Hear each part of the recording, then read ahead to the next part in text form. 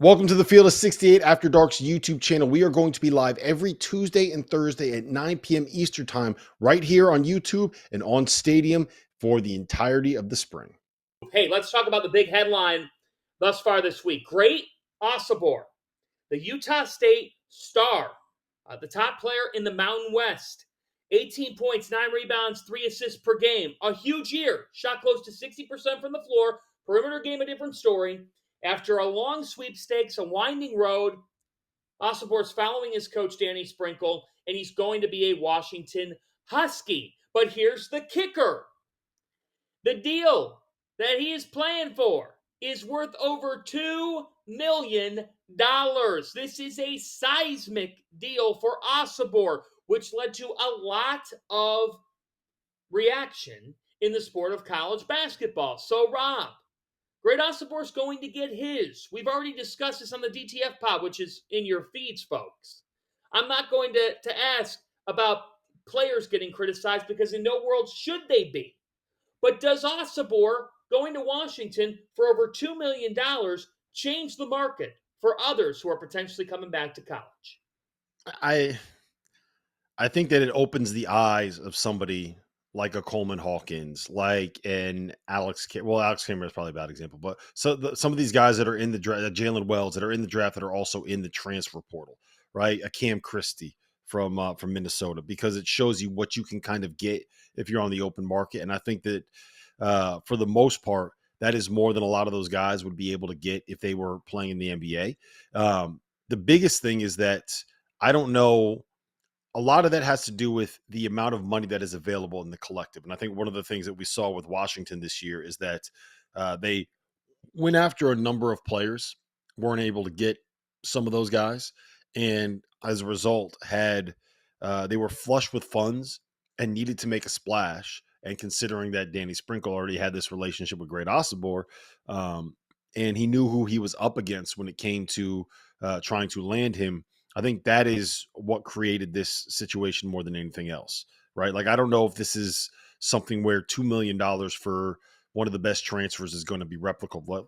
For example, I think most people have Kadari Richmond as the number one transfer player in this class, and that's about double what he is getting from St. John's. So I think that this has a lot more to do with this specific situation for Great Osobor than what it's going to be for the general transfer moving forward.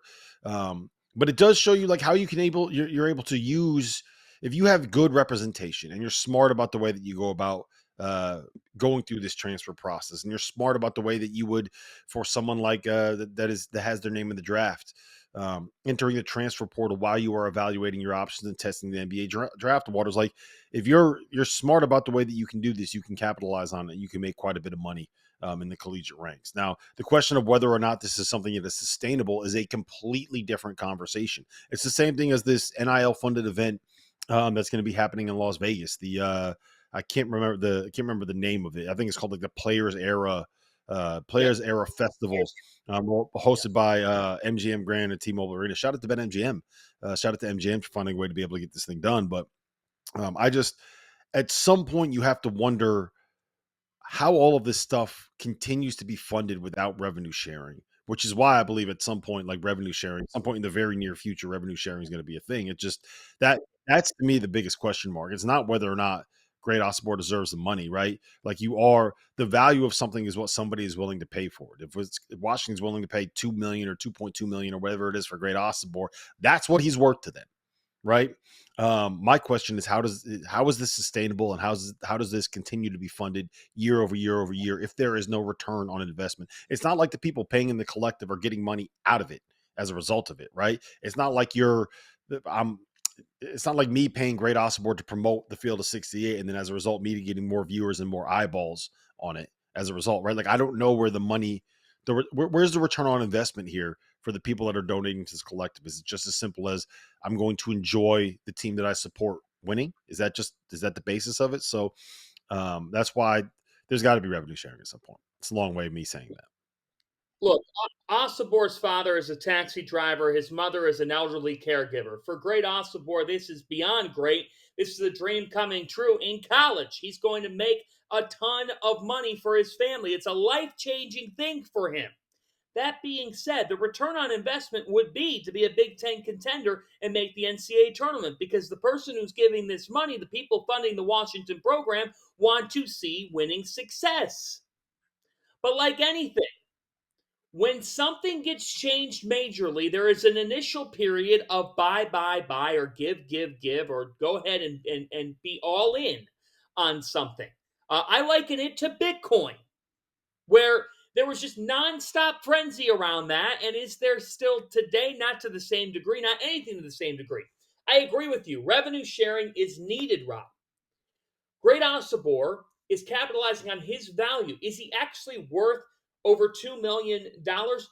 No. But I don't think other players are worth the million that they're getting or the 800,000 that they're getting. But I understand why they're getting it. And I love that they're getting it, because if I was in their shoes, I would want the same thing. But to me, you would want to say, well, Washington's now going to be a really winning team in the Big Ten. But when I look at the rest of their roster and I see Tyler Harris from Pepperdine and DJ Davis from Butler, and Luis Courtwright from Rhode Island, and Chris Conway from Oakland, Makai Mason as well from Rice, like, I see some solid players. But right now, Rob, if I put you against the wall, I said, okay, Washington, NCAA tournament team or not, I'd probably say in year one in the Big Ten under Danny Sprinkle, it's unlikely.